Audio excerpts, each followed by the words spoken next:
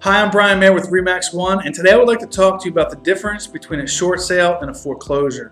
Oftentimes people call us about those houses because they think it's a better deal.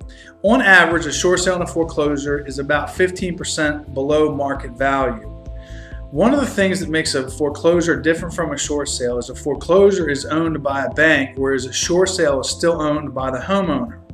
So as the bank's selling the house, they've foreclosed on it, and the people that were living there no longer are there. The house is vacant and they can sell immediately.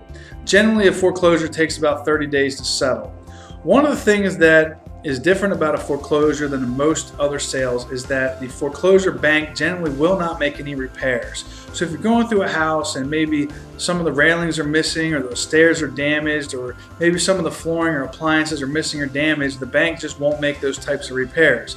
Now, if the septic tank has failed, or the well has failed, or maybe the roof is severely damaged, oftentimes they will make those repairs to make the house livable, but no minor repairs whatsoever.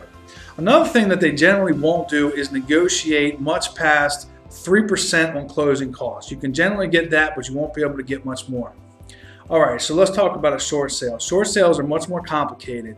It's where the person who owns the house is selling it for less than what they owe, and they're trying to get the bank to allow them to do that without them having to give them any money.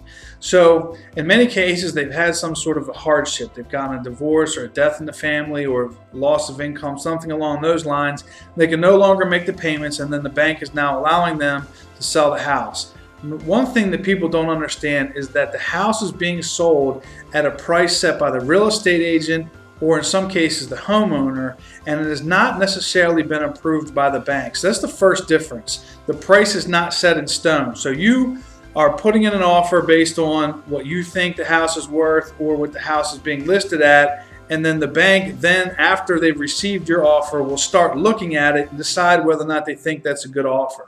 The second thing about a short sale that makes them more difficult than a foreclosure is that the process for them to really start looking and working the deal is about 45 to 90 days just for them to really engage. So you put in an offer, and it just starts this paperwork trail, and then somewhere around the 45-day mark, they take your offer, then they sort of start negotiations with the investor, and the whole process takes between 3 and 6 months.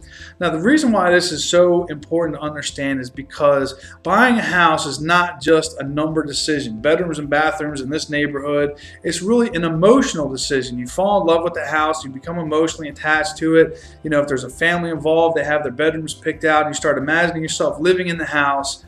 If you've been in that process for 3 months or 6 months and you still haven't been able to buy the house, and then at the same time, you're watching the internet and you're seeing all these other houses come on the market, that can be an extremely frustrating process. That's why I generally don't recommend you buy a short sale unless it's the right house in the right neighborhood, you're willing to wait, and there's really nothing else out there that fits your criteria. If you would like a list of foreclosures or short sales in a specific area, I can send that to you. Just shoot me an email, shoot me a text message. This is Brian Mayer with Remax One. Hope you have a fantastic day.